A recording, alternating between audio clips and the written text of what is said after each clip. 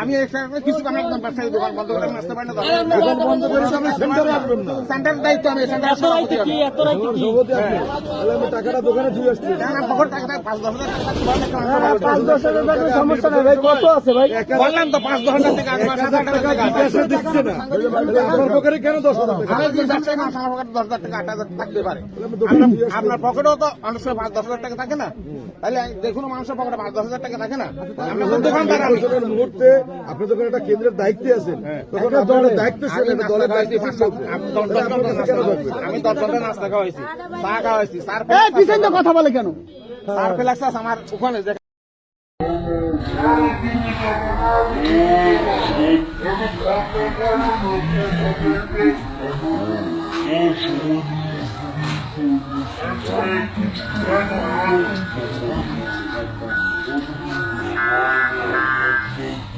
Yes.